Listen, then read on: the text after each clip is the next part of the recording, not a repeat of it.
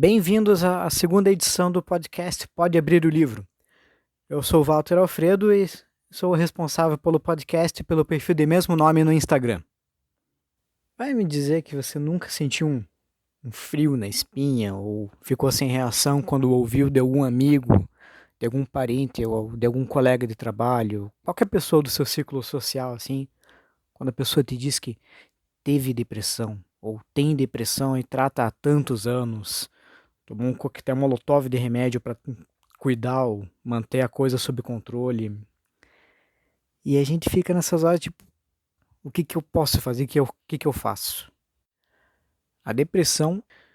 é o tema do livro O Demônio do Meio-Dia, um grande ensaio escrito por Andrew Solomon, um autor que tem ganhado bastante destaque mundial por conta da abordagem quase sincericida e extremamente franca que ele faz do tema no livro. O livro foi publicado pela primeira vez aqui no Brasil em 2001 pela Companhia das Letras e é uma grande extensão de um artigo que o autor escreveu alguns anos atrás sobre depressão. Um dos grandes prós do livro é a abordagem do autor sobre a depressão,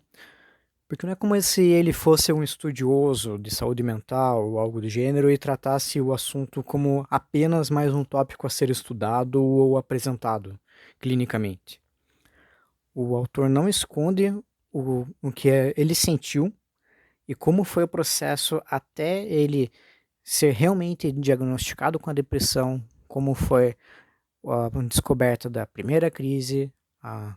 recaída, até ele chegar numa segunda crise, todo o processo até sair da segunda e cair mais uma vez. E ele até destaca em alguns trechos autobiográficos todo o impacto da descoberta da depressão ou das depressões na vida dele e como foi não só o esforço dele para aprender a lidar com isso, com toda uma avalanche de remédios, mas principalmente um esforço que ele começou a sentir que outras pessoas estavam fazendo para tentar ajudar ele de alguma forma. Em partes do livro, ele alterna entre esses relatos autobiográficos até chegar nos assuntos que ele começou a estudar, nas pessoas com quem ele começou a falar, não só para ter outras visões sobre o tema, tanto visões de pessoas na mesma posição que ele já esteve um dia, de alguém que nunca precisou estudar sobre depressão ou ler sobre o assunto de alguma forma, e também, claro, vozes clínicas, né, para ter uma outra abordagem do que ele poderia fazer, de qual avalanche de remédios ele poderia fazer também para tentar equilibrar e estabilizar um pouco o próprio corpo, de como ele poderia tentar trabalhar nesse tempo. E uma das muitas coisas também que fica bem clara e também impacta tanto quanto o tema em si, mas no sentido de o como ele conta isso, é que ele não esconde o que dá a entender que é uma certa confusão de como que ele pode lidar com o tema. Porque, por exemplo, quando ele destaca em um dos capítulos todos os remédios que ele precisou tomar durante um tempo. Daí, um determinado remédio, o Xanax, passou a ter tal efeito na vida dele, ele passou ou a ganhar peso, ou a conseguir acordar um pouquinho melhor, mas daí ele precisava de mais outros tantos mil remédios para se manter. É como se ao mesmo tempo que ele tivesse um remédio para manter ele com o mínimo de capacidade para fazer as coisas básicas do dia a dia, ele também precisasse de vários outros remédios para cobrir os efeitos colaterais do primeiro. Daí, um primeiro remédio poderia não estar disponível ou poderia ter um efeito pesado demais no organismo dele em combinação com os demais. E daí toda uma volta, daí toda uma série de contraindicações e indicações favoráveis ou desfavoráveis, porque ele vai em um psiquiatra, ele diz um determinado tratamento. Ele vai em um segundo, já ouviu uma voz que não complementa tanto a primeira coisa que ele ouviu. Vai num terceiro, o terceiro acaba indo por direções diferentes dos dois anteriores e acaba recitando outras coisas. É quase como se aqui no Brasil a gente tivesse algum parente que está com uma suspeita de ter uma doença e vai buscando vários e vários diagnósticos. não tanto para encontrar algum médico que confirme, a pessoa não tem nada ou ela tem algo leve, o tratamento é esse daqui, mas talvez pela complexidade do problema e também para diagnosticar, o problema de fato é a depressão e o tratamento pode ser esse daqui. O tratamento com o menor impacto negativo é esse daqui. Até porque algo que fica implícito ele está falando basicamente da condição dele. Quando o Andrew Solomon escreveu esse livro, ele tinha um ritmo de vida, ele tinha um ritmo de saúde. Outras pessoas que seguissem o mesmo tratamento que para ele funcionou na época, poderiam ter um efeito colateral um pouco mais acentuado, poderiam não ter a estrutura material e familiar que o autor felizmente teve durante o tratamento. Então é muita coisa em jogo e ao mesmo tempo que fica bem clara a abordagem dele no sentido de o que é a depressão, o que realmente caracteriza ela, também fica muito claro que o que pode funcionar para uma pessoa pode ser danoso demais para outra. À medida que o livro progride, o autor passa a intercalar as informações autobiográficas com aquilo que ele passou a pesquisar, no sentido de coletar informações técnicas para aprender a lidar com a depressão. E ele intercala muitas entrevistas que ele fez com várias pessoas antes da publicação do livro. E a partir do momento que o autor passa a fazer isso, o livro se torna um pouco mais impactante, porque se de um lado a gente tem boa parte da narrativa focada nele, alguém já graduado, alguém que teve um bom emprego, que teve um bom lar e se viu obrigado a aprender a lidar com a própria depressão, daí a gente tem contrapontos muito mais fortes, desde gente que não teve nem metade das condições que ele teve, e pior, não teve nem condições, nem uma pessoa externa que dissesse, o que você tem é um problema psicológico, você pode tratar isso de tal maneira. Ou gente que não passou por problemas tão graves na infância, na adolescência e também na idade adulta que não tinha nem um dinheiro, nem emprego direito para se manter com o básico. Quem dirá lidar com uma depressão, algo ainda mais complexo. E outra coisa que também fica bem evidente à medida que o autor vai contrapondo várias vozes para estabelecer tudo que ele vai aprendendo sobre a depressão, é o quanto ela acaba minando do contato da pessoa que sofre do problema com o resto do mundo. É como se você conhecesse alguém, ou como se você pudesse conviver pessoalmente com alguém, pelo menos conviver pessoalmente antes da pandemia. A pessoa é diagnosticada precisamente com depressão, mas ela não consegue ter força para nada. Ela não sai da cama, ela mal tem força para comer ou para tomar banho. Ou qualquer outro ato básico, assim, até banal pra gente, para ela pode se tornar uma coisa extremamente pesada. E aquilo também cria uma barreira tão forte que é quase como se a depressão empacotasse a alma da pessoa num pacote de lixo e você só pode ver a carcaça assim do seu lado ou no máximo por uma chamada online. De tantas barreiras que isso acaba criando para quem sofre do problema. E não apenas as barreiras que ficam também, mas também o quanto difícil é a pessoa admitir isso, a pessoa ter condições mentais e materiais para lidar corretamente com o problema sem se machucar durante o tratamento, e também o quanto a pessoa pode permitir que outras pessoas entrem no território emocional dela para aceitar ajuda, seja de quem for. Parte da abordagem do autor lida com gente que não teve nem família direito, que, por exemplo, teve um caso que entre os muitos que o autor explicou ali no livro, que ele fala de uma mulher que não teve nem família direito, que foi espancada na infância, que foi abusada sexualmente,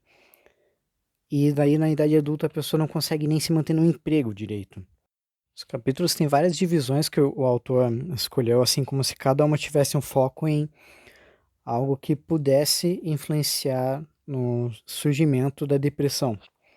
Como, por exemplo, nas divisões em história, em política, no sentido de políticas públicas aprovadas ou revogadas para que pessoas diagnosticadas com problemas mentais tivessem acesso a medicações pagas pelo governo,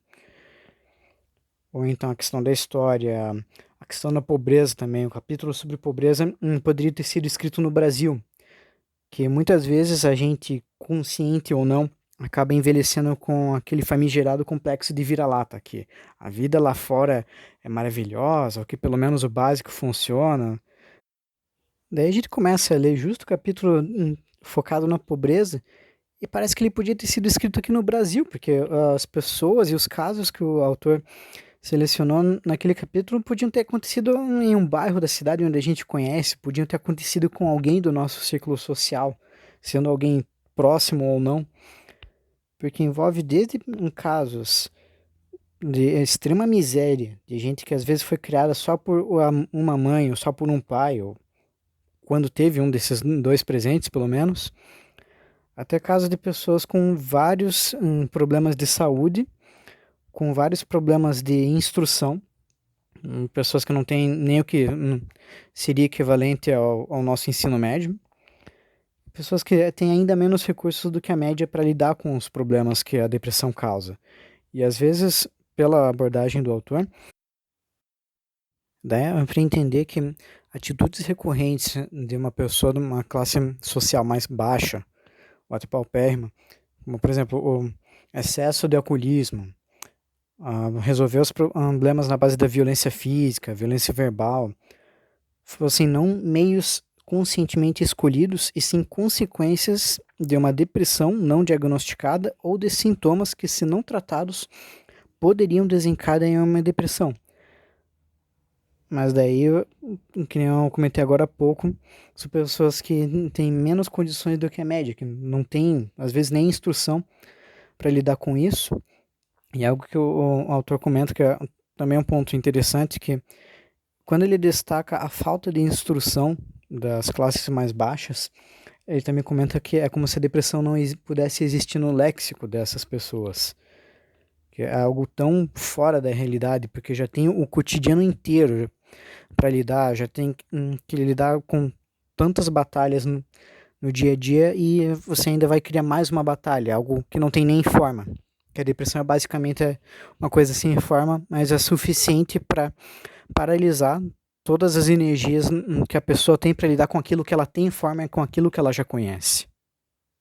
E esse também é um ponto que vai ficando cada vez mais forte à medida que o livro progride, ou do conhecer. Não apenas o conhecimento da depressão enquanto um problema real, ainda que não tenha forma, que possa variar infinitamente, tanto na sua intensidade quanto no tratamento, mas também em reconhecer